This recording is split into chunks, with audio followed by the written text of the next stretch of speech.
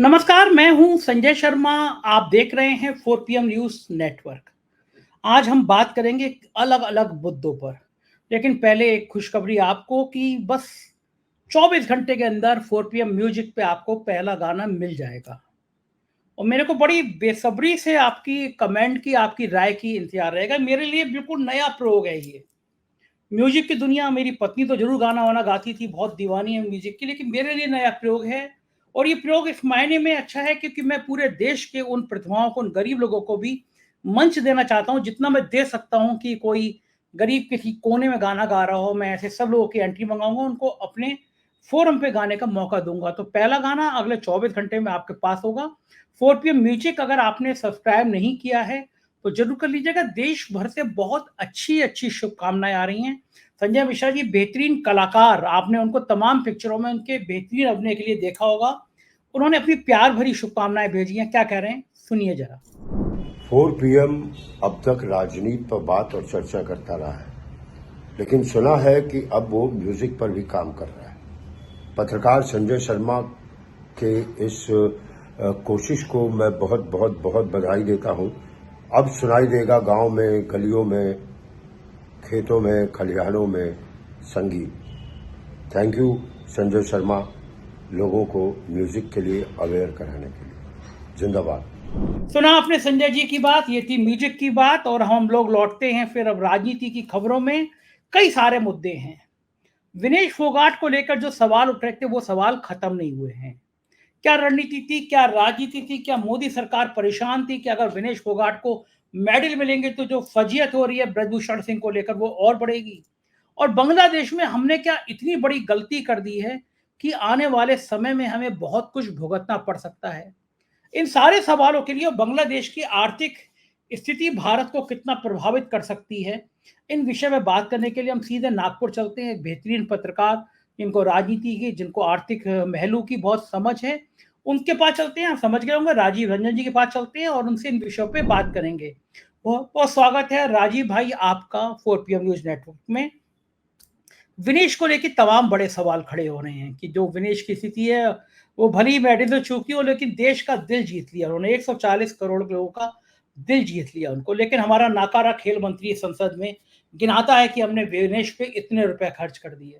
ये अपनी अय्याशियों पे मंत्री नहीं गिनाते कि इन्होंने अपनी अय्याशियों पे, अपने बंगले की सज्जा पे, अपने रहन सहन पे करोड़ों रुपए की तो चाय पी गए मोदी के मंत्री। इन सबको नहीं गिनाते। लेकिन अगर विनेश पे अगर 75 लाख 71 लाख खर्च हुए तो उसको ब्यौरा गिनाती हैं। क्या चूकी सरकार और क्या विनेश के मामले में फिर गलती करी मोदी सरकार ने? इतनी फजीयत क्यों हो रही है मोदी सरकार की? देखिए, बहुत अच्छा सवाल पूछा है संजय जी आपने। और मेरा तो ये मानना है कि क्या ये मोदी जी अपने घर से पैसे ला रहे हैं या खेल मंत्री अपने घर से पैसे ला रहे हैं जो ये स्पोर्ट्स के प्लेयर्स के अभ्यास पे खर्च किए जा रहे हैं? ये इस तरीके की बेसर पैर की बातें करना, ये टैक्स पेयर आपके और मेरे पैसों से भाई हमारे स्पोर्ट्स के लोगों को ट्रेनिंग दी जा रही है।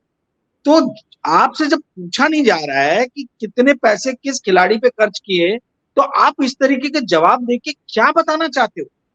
आप क्या इंगित करना चाहते हो? आपसे सवाल कुछ और पूछा जा रहा है संसद में, आप जवाब ये देने लग रहे हो कि इतने पैसे खर्च हुए हैं। तो ये बड़ा ही मतलब हास्यास्पद है। और हास्यास्पद से ज्यादा इन लोगों की गिरी हुई मानसिकता को शो करता है।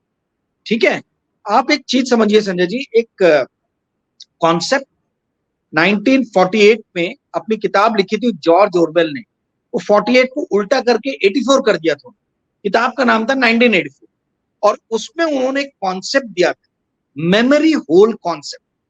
मेमोरी होल कॉन्सेप्ट का अर्थ यह है कि deliberate alteration of inconvenient truth by government, यानी वो सत्य जो सरकार के लिए असुविधाजनक होते हैं उसको सरकार किस तरीके से दबा देती है।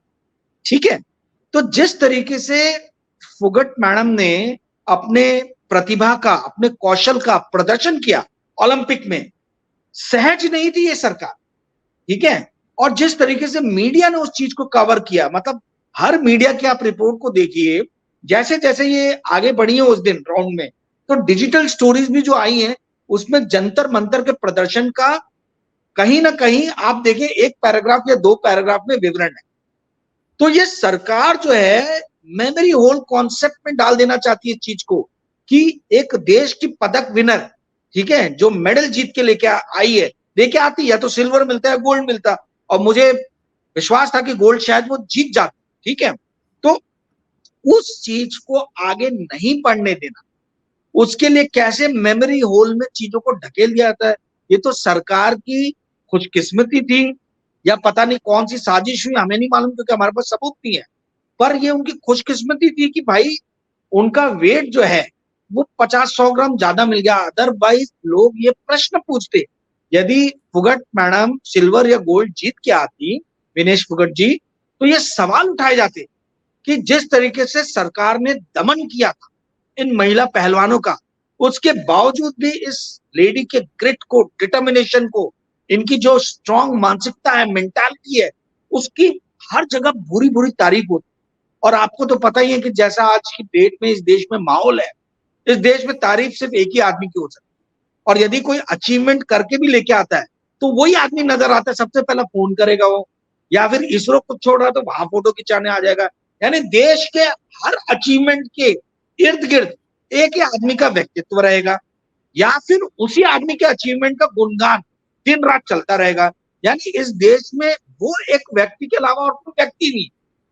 अगर कोई और भी अचीवमेंट करे तो ये व्यक्ति आ जाएंगे फोटो खिंचाने के लिए, ये व्यक्ति आ जाएंगे मैसेज देने के लिए, और अगर ये कुछ ना भी करें तो हमारी गोदी मीडिया इतनी मेहरबान है कि ये बात बात पे जो है उनको विश्व गुरु बना के और ना जाने क्या क्या उनकी बड़ाइयां करें। तो कहने का अर्थ ये है कि ये बहुत ही ज्यादा निराशाजनक की स्थिति है। इस निराशा से यदि आशा की तरफ हमें बढ़ना है संजय जी, तो मैं ये कहना चाहूंगा कि इंडिया अलायंस की सारी पार्टियों को और भारत के जितने भी लोग हैं, जागरूक लोग हैं, इनको एक मुहिम चालू करनी चाहिए, विनेश फोगट फॉर हरियाणा सीएम या Vinesh Phogat for India PM. इस तरीके का ट्विटर पे ट्रेंड करना चाहिए, इस तरीके के विचार को दौड़ाना चाहिए।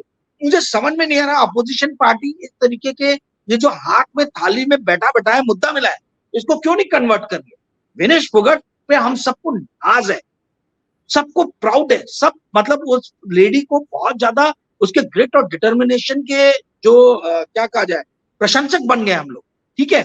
तो उस चीज को जो है आगे बढ़ाते हुए हमें ये मांग करनी चाहिए कि हरियाणा के चीफ मिनिस्टर के रूप में विनेश फोगट को अपोजिशन पार्टी आगे करे, या भारत के प्राइम मिनिस्टर के लिए विनेश फोगट को आगे करें, और इस मुहिम को आगे ले जाना चाहिए। जो सरकार इसको मेमोरी होल में डालना चाहती है, इसको जो सप्रेस करना चाहती है, सप्रेस यानी हिंदी में दबाना चाहती है, उस चीज को जितना ये दबाना चाहे, सप्रेस करना चाहे, हम आम जनता को, जागरूक जनता को उसको फिर से मेन स्ट्रीम में लाके और विनेश फोगट के ऊपर में फोकस डालना चाहिए। अब एक समय आ गया है कि हम ये लोग ट्विटर पे ट्रेंड करें, सोशल मीडिया पे हर जगह ट्रेंड करें कि we want Vinesh Phogat as either chief minister of Haryana और प्राइम मिनिस्टर ऑफ इंडिया। यही अगर होगा तभी जाके जो है ये इस सरकार की बुद्धि खुलेगी, और इस तरीके के अनर्गल बयान जो है वो देश के खेल मिनिस्टर, स्पोर्ट्स मिनिस्टर नहीं देंगे। जी संजय, बिल्कुल ठीक कह रहे हैं कि माहौल बनना चाहिए, लेकिन मुझे बताइए कि जब उसने मेडल जीता तो मोदी जी ने बहुत देर तक ट्वीट नहीं किया, प्रधानमंत्री जी ने ट्वीट नहीं किया, खेल मंत्री ने पहले कर दिया, प्रधानमंत्री जी ने उसके बहुत देर बाद किया।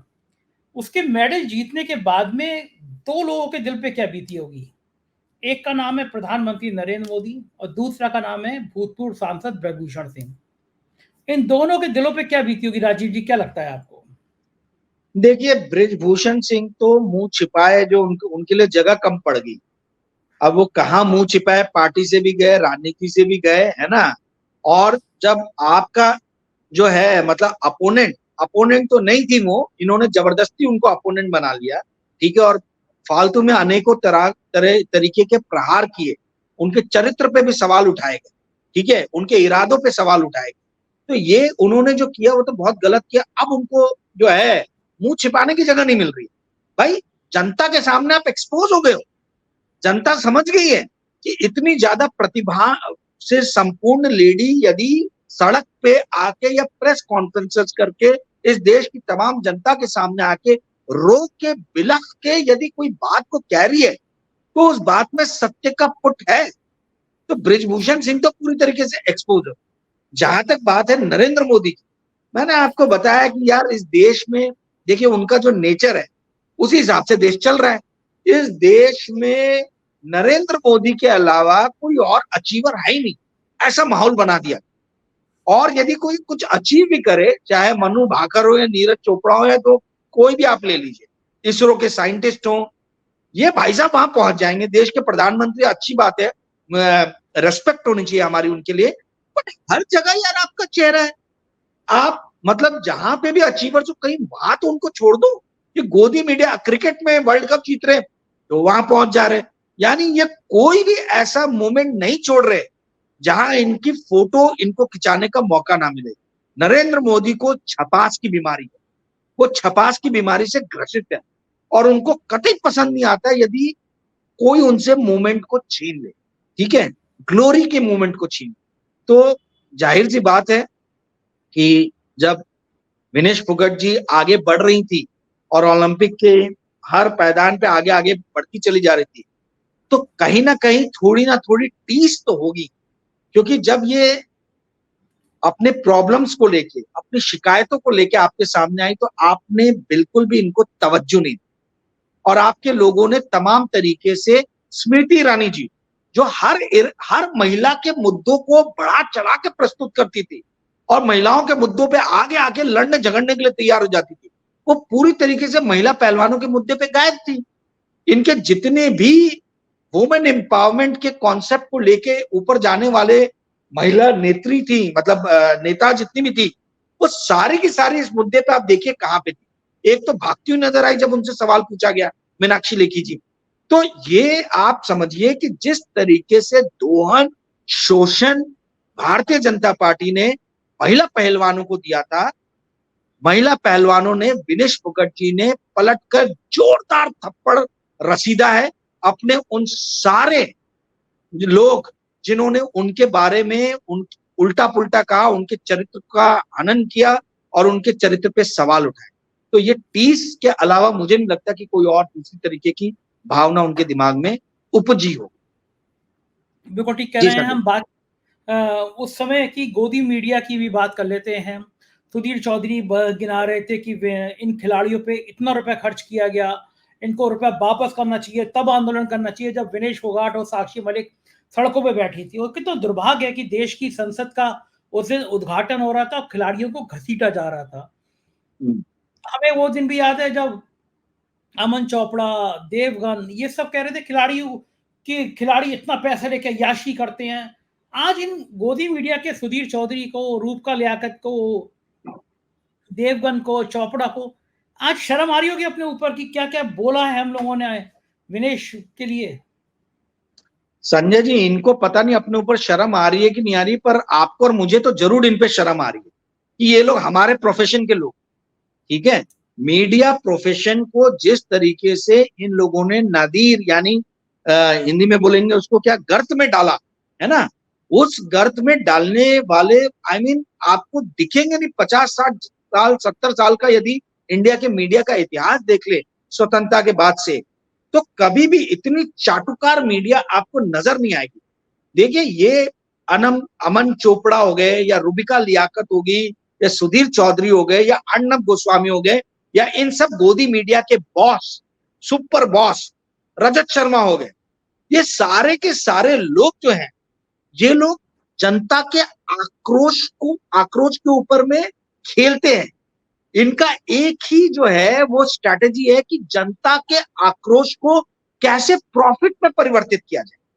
ये जो जनता के आक्रोश को बार बार लोगों को जो आंदोलित करते हैं, जो उनकी भावनाओं को उद्वेलित करते हैं, उसका सिर्फ और सिर्फ एक ही मकसद है कि हमारे मास्टर, पपेट मास्टर जो है नरेंद्र मोदी जी, उनका वो अपने स्थान पे और ज्यादा जो है शक्ति से बैठे और हम लोगों के गुस्सों को, लोग जो अपने आम जीवन में गुस्से में है, बेरोजगारी के कारण, महंगाई के कारण, तमाम तरीके की हिंसाओं के कारण, उनके गुस्सों को किस तरीके से जो है हम चैनलाइज करें और अपने लिए पैसा बनाए, अपने लिए प्रॉफिट बनाए। तो इस तरीके के लोगों से ये अपेक्षा रखना, ये हेट इनकॉर्पोरेशन के लोग, इनको नाम ही देना चाहिए हेटिंग, ये खाली नफरत की दुकान चलाने वाले लोग हैं। इंक यानी कॉर्पोरेट, यानी हेट यानी नफरत के कॉर्पोरेट को चलाने वाले ये जो लोग हैं, इनकी बहुत पहले ही अंदर की जो क्या बोला जाए, अंदर की विवेचना करने की जो शक्ति है, वो शक्ति समाप्त हो चुकी। ठीक है, तो इनसे किसी भी तरीके की ये अपेक्षा करना कि वो आत्म मंथन करेंगे, वो किसी भी तरीके से ये सोचेंगे कि हमसे पुराने समय में गलती हुई है और प्रायश्चित करेंगे, ये अपने आप में एक बेवकूफी होगी, ये पॉसिबल नहीं है। ये लोग आप उस स्तर पे रहे नहीं कि ये विवेचना कर सके, विश्लेषण कर सके, आत्म मंथन कर सके। इनका जमीर बहुत ज्यादा नीचे गिर चुका। जी संजय जी। बिल्कुल ठीक कह रहे हैं। बात थोड़ा सा अलग विषय पे करते हैं, बांग्लादेश चलते हैं। बांग्लादेश में जो कुछ हुआ उससे भारत बहुत बुरी तरह हिल गया है। भारत को लग रहा है उसकी आर्थिक नीति, उसकी विदेश नीति फेल हो गई है। हमारे सारे विदेशी पड़ोसी जो हैं वो एक तरह से हमारे खिलाफ हो गए। नेपाल से शुरू करिए आप, श्रीलंका, नेपाल, म्यांमार, पाकिस्तान और अब बांग्लादेश, भूटान के भी ये पता नहीं कब तक संबंध हमारे अच्छे रहेंगे। बांग्लादेश में कहाँ चूकी भारत सरकार, कहाँ उसके आर्थिक हित गड़बड़ा गए और क्या लग रहा है कि भविष्य में क्या बांग्लादेश एक बहुत बड़ी मुसीबत बन के सामने आने वाला है? बहुत ही बढ़िया सवाल है आपका। देखिए कैसा है संजय जी, आप एक बात को समझिए, आज की डेट में डिप्लोमेसी जो रहती है, डिप्लोमेसी के कई सारे अलग अलग पार्ट्स रहते हैं। इकोनॉमिक डिप्लोमेसी जो है वो सबसे इंपॉर्टेंट पार्ट। क्या आपके श्रोताओं को ये बात पता है कि बांग्लादेश वर्ल्ड में चाइना से सबसे ज्यादा जो है एक्सपोर्ट करता था हथियार। चाइना के सबसे ज्यादा जो हथियार देश खरीदता था वो बांग्लादेश है। इकोनॉमिक डिप्लोमेसी जो बार बार कहा जा रहा है कि इंडिया इकोनॉमिक डिप्लोमेसी में बांग्लादेश के साथ बहुत आगे, ये गलत बात है। इस बात में कोई दम नहीं है। और इस बात को कहा जाता था इस ये लेके कि जो बांग्लादेश का सबसे बड़ा सेक्टर है textile sector, textile sector almost 3.5 billion dollar per month जो है बांग्लादेश से एक्सपोर्ट होती थी, टेक्सटाइल रिलेटेड चीजें।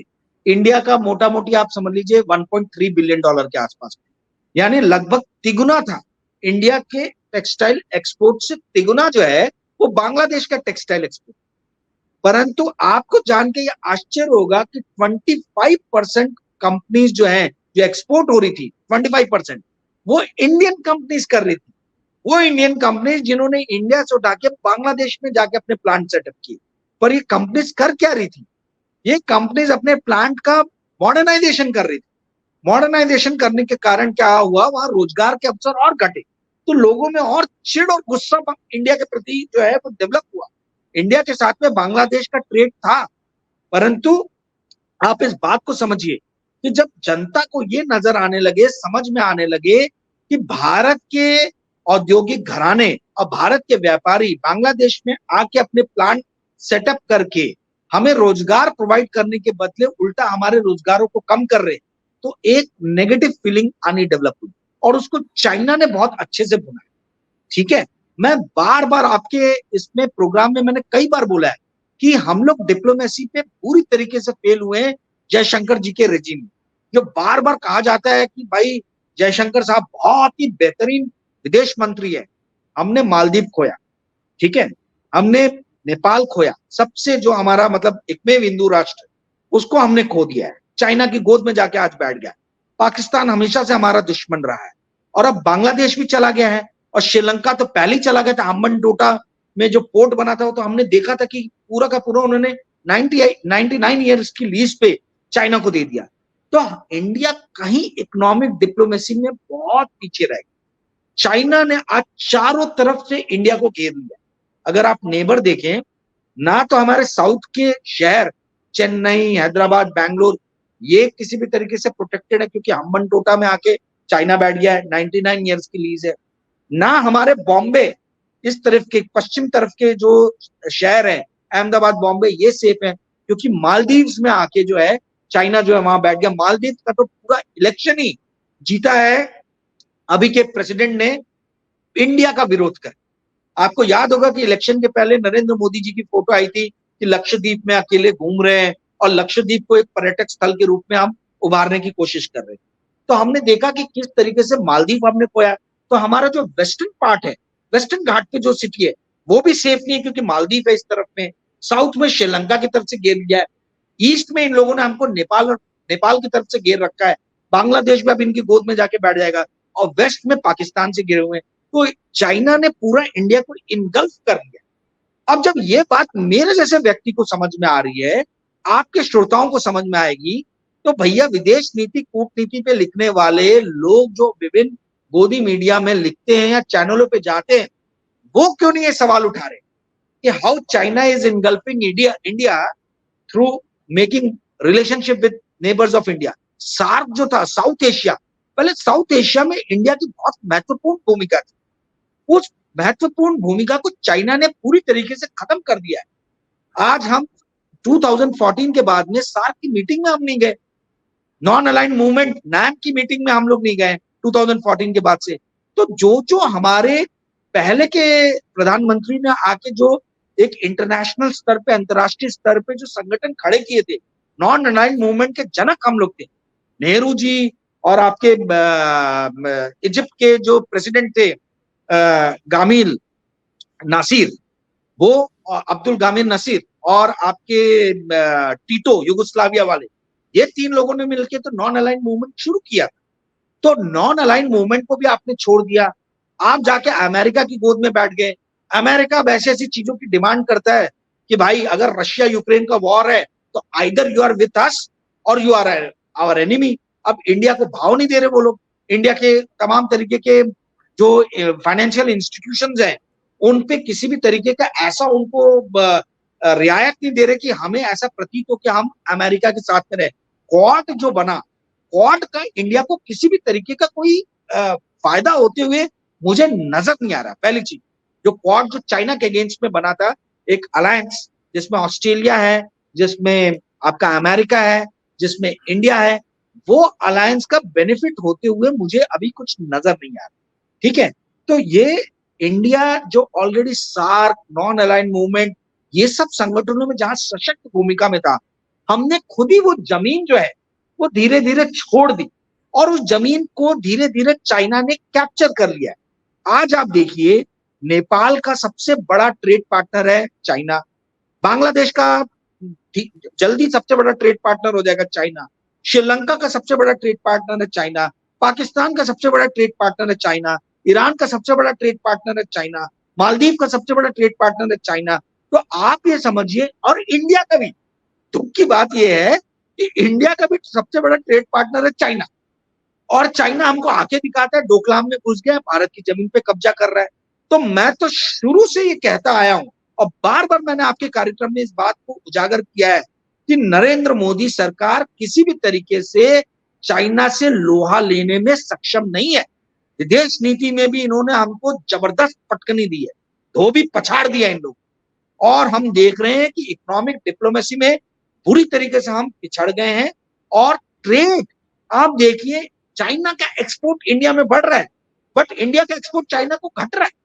तो ये किस तरीके की स्थिति पैदा हो रही है भारत में, मुझे समझ में नहीं आ रहा कि इन बातों को विपक्षी दल भी जो है क्यों नहीं इसके ऊपर में आंदोलन करते, क्यों नहीं इसके ऊपर में रोज प्रेस कॉन्फ्रेंस करते।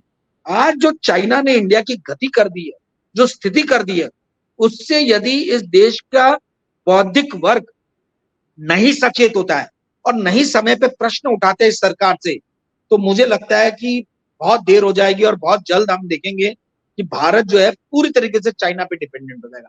आज भी डिपेंडेंट है। यदि संजय जी आपके सर में दर्द हो रहा है तो आप अगर चाइना चाहेगा ना तो वो सर दर्द की गोली आपको मिलनी बंद हो जाएगी। 99.5% ऑफ पेनिसिलिन और 85% जो जेनरिक ड्रग्स के जो रॉ कंपोनेंट्स रहते हैं वो चाइना से, सारा रेयर अर्थ मेटल जो है वो चाइना से आ रहा है इंडिया के। तो चाइना के ऊपर में हम लोग हेविली डिपेंडेंट हो रहे हैं और हम कोई अपने दूसरे सोर्सेस को एक्सप्लोर नहीं कर रहे। लैटिन अमेरिका जो रेयर अर्थ मेटल का बहुत बड़ा स्रोत है, उसके साथ भी हमारे रिलेशनशिप उतने अच्छे नहीं है, चाइना के बहुत अच्छे हैं। आप देखिए ब्राजील से कैसे रिलेशन है, पेरू से कैसे है। तो इंडिया की डिप्लोमेसी कहाँ सक्सेसफुल हो रही है? क्यों जयशंकर जी को हम इतना ज्यादा सर पे लेके जो है, आप देखिए गोदी मीडिया के लोग जो है मतलब उनको लेके घूम रहे हैं, चढ़ा रहे हैं। भाई हर जगह डिप्लोमेसी में हम लोग फेल हो रहे हैं। मुझे एक देश आप बता दीजिए जो आज इंडिया के साथ में सशक्त रूप से खड़ा है बनिस्पत चाइना की। अमेरिका को छोड़ दीजिए, अमेरिका कभी भी रुख बदलता है। एक देश बता दीजिए, एक देश आपको नहीं मिलेगा। जी संजय जी, बिल्कुल ठीक कह रहे हैं। और एक आखिरी सवाल कि जो रिपोर्टिंग हो रही है बांग्लादेश को लेकर जानबूझ के कि हिंदुओं के और भड़काने वाली जो रिपोर्टिंग हो रही है, उसके पीछे एंगल क्या है कि देश में, भारत में भी एक हिंदू मुसलमान का माहौल खड़ा हो और हरियाणा महाराष्ट्र के चुनाव में इसका असर पड़े? क्योंकि मैं कुछ थंबनेल देख रहा हूँ, वो फिर भारत में भी हिंदू मुसलमान का खेल खेलने की ये गोदी मीडिया, खासतौर से अंबानी के चैनल एक षड्यंत्र कर रहे हैं। देखिए अंबानी जी जो है, मुकेश अंबानी, मैं बहुत ही ज्यादा जिम्मेदारी से ये बोल रहा हूं कि Mukesh Ambani is doing a great disservice to this nation, to India. Bharat को बहुत बड़ा जो है ना एक तरीके से झटका दे रहे हैं वो। क्या उनका किसी भी तरीके से लगाम नहीं रह गया अपने चैनल्स के ऊपर में? क्या किसी भी तरीके से उनका लगाम नहीं रह गया अपने एंकर्स के ऊपर में? क्या किसी भी तरीके से उनका लगाम नहीं रह गया अपने एडिटर्स के ऊपर में और कंटेंट राइटर्स के ऊपर में? किस तरीके के कार्यक्रम बना रहे हैं वो? क्या चाहते हैं? ये देश किस तरफ जाए? देश को सशक्त करने के बदले देश के अंदर में दरार खड़ी करने की कोशिश की जा रही है। मैंने पहले आपके एक प्रश्न के जवाब में कहा था कि ये जितने एंकर्स हैं इनका एक ही मोटिव है कि आप लोगों के गुस्सों को चैनलाइज करो और उसको किस तरीके से अपने प्रॉफिट में कन्वर्ट करो। दिन भर ये लोग यही सोचते हैं। क्या मुकेश अंबानी इस तरीके के चैनल चला के प्रॉफिट नहीं कमा रहे हैं? ये उनसे सवाल किया जाना चाहिए।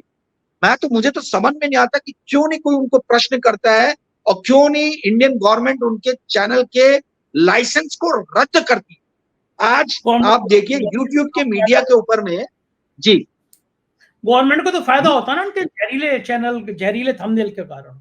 मैं वही बोल रहा हूं कि आप देखिए इस तरीके से देश को कमजोर करने वाला कंटेंट दिया जा रहा है, जहां पे दिन रात हिंदू मुस्लिम की नफरत फैलाई जा रही है, लोगों के गुस्सों को उद्वेलित करके उसको प्रॉफिट में कन्वर्ट करने की कोशिश की जा रही है।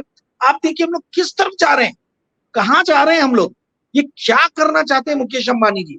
किसी को उनसे सवाल पूछना चाहिए कि साहब क्या आप अपना ही चैनल नहीं देखते? क्या आपको इस देश के प्रति देशभक्ति नहीं है? क्या आप ये नहीं सोचते कि आपके चैनल पे जो दिन रात हिंदू मुस्लिम चल रहा है उससे कितना बड़ा नुकसान पहुंच रहा है इस देश को? ये सवाल उनसे पूछे जाने चाहिए। और जहां तक आपने जो एक विस्तृत सवाल किया, बृहद सवाल किया कि मीडिया में किस तरीके से कवरेज हो रही है, पूरा मीडिया, देखिए मीडिया का काम था ये समझाना, जैसे मैंने आपको बताया कि चाइना कैसे इकोनॉमिक डिप्लोमेसी करके एक एक करके जो है वो सारे देशों को इंडिया के खिलाफ कर रहा है। चाइना बहुत ही ज्यादा समझदार राष्ट्र है। उसको ये समझ में आया कि ये सारे जो देश है, चाहे पाकिस्तान हो, चाहे बांग्लादेश हो, चाहे नेपाल हो, चाहे श्रीलंका हो, राजपक्षा, ये सारे के सारे लोगों ने क्या किया, इन्होंने पहले अपने देश के अंदर में जो संस्थान थे, जो एनजीओ थे और जो इनके अपने खुद के ऑर्गेनाइजेशनल गवर्नमेंट संस्थान जो थे, उनको इन लोगों ने धीरे धीरे कमजोर किया। जब आपने उस स्ट्रक्चर को कमजोर कर दिया तो गवर्नमेंट की काली करतूतों पे हर तरीके से पर्दा पड़ गया। लोग जो है उनको पता नहीं चल पा रहा था कि गवर्नमेंट क्या काले कारनामे कर रही है। यदि यही ऑर्गेनाइजेशन, यदि यही एनजीओ, यदि यही संस्थान, यदि यही मीडिया सशक्त रहती तो आज शेख हसीना जी 17 साल नहीं रहती। ये हसीना को पसीना इसलिए आया क्योंकि जनता को यह समझ में आने लगा कि जो आंकड़ों के भ्रम जाल में हमें फंसाया जा रहा है, जो आंकड़ों का मायाजाल फेंका जा रहा है कि 7%, 7.5% की जीडीपी हो रही है, भाई उसके फ्रूट्स जो हैं, उसका फायदा जो है वो हमें तो मिल नहीं रहा। तो ये मीडिया दिन भर जो है ये आंकड़ों का भ्रमजाल करके और मायाजाल और चक्रव्यूह रच के किसको जो है ये भ्रमित करने की कोशिश कर रहा है। और शायद यही कुछ होता हुआ हम अपने देश में भी देख रहे हैं। इसलिए आप देखिए कि जब से बांग्लादेश के अंदर में रिवोल्ट हुआ है तब से बहुत सारे लोग इंडिया और बांग्लादेश के बीच में पैरेलल ड्रॉ करने लगे। रीजन यही है, आज हमारे स्ट्रक्चर जो ऑर्गेनाइजेशन के वो थोड़े स्ट्रांग है। सुप्रीम कोर्ट है, आपके मेरे जैसे मीडिया में बोलने वाले लोग हैं और 4 PM जैसा चैनल है। जो पूरे सशक्त तरीके से, निर्भीक तरीके से इस तरीके की चीजों को लोगों को समझाता है और लोगों के सामने रखता है। जी संजय जी। बिल्कुल सही कह रहे हैं आप। बहुत बहुत शुक्रिया राजीव भाई इतनी विस्तार से बातचीत करने के लिए। Thank you. ये थे राजीव रंजन जी, विस्तार से हमको समझा रहे थे राजनीति की कुछ बड़ी खबरें, और मुझको यकीन है ये बातचीत आपको पसंद आई होगी। 4 PM म्यूजिक को फिर आप रिक्वेस्ट है सब्सक्राइब करना ना भूलें, अपनी राय से अवगत कराइएगा। बहुत बहुत शुक्रिया। Thank you.